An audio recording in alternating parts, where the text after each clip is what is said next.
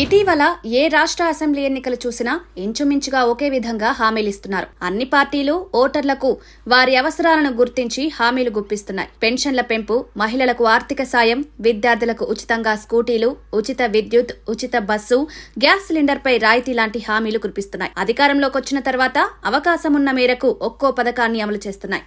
తాజాగా ఉచిత స్కూటీ పథకాన్ని అమలు చేసేందుకు ఉత్తరప్రదేశ్లోని యోగి ఆదిత్యనాథ్ ప్రభుత్వం సిద్ధమైంది. మెరిట్ కలిగిన విద్యార్థులను ఉచితంగా స్కూటీలు అందిస్తామని 2022 అసెంబ్లీ ఎన్నికల సమయంలో మేనిఫెస్టోలో బీజేపీ హామీ ఇచ్చింది. ఈ క్రమంలోనే ఉచిత స్కూటీ పథకాన్ని ప్రారంభించాలని యోగి సర్కార్ నిర్ణయించింది. ఇందులో భాగంగా 2025-26 ఏడాదికి గాను ఉత్తరప్రదేశ్ రాష్ట్ర బడ్జెట్ను ప్రవేశపెట్టిన ఆర్థిక శాఖ మంత్రి సురేష్ ఖన్నా ఉచిత స్కూటీ పథకాన్ని ప్రతిపాదించారు. పథకం అమలు కోసం యూపీ బడ్జెట్లో 400 కోట్ల రూపాయలు కేటాయించినట్లు మంత్రి వెల్లడించారు.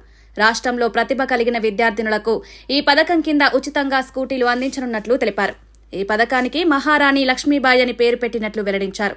ఈ ఆర్థిక ఏడాదికి సంబంధించి బడ్జెట్లో 8.08 లక్షల కోట్లతో సభ ముందుకు తీసుకురాగా గతేడాది బడ్జెట్ కంటే 9.8% ఎక్కువ కావడం గమనార్హం.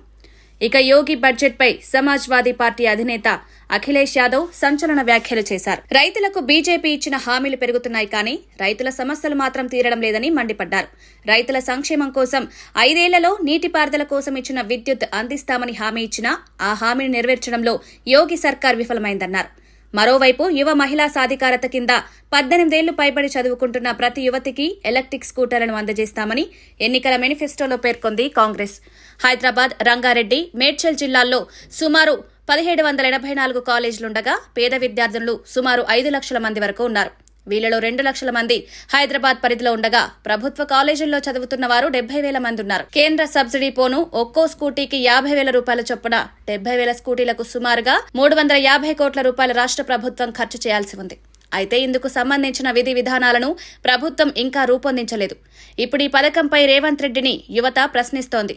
యూపీలో ఇస్తున్నారు కదా, తెలంగాణలో మా సంగతేంటి అని యువత ప్రశ్నిస్తోంది.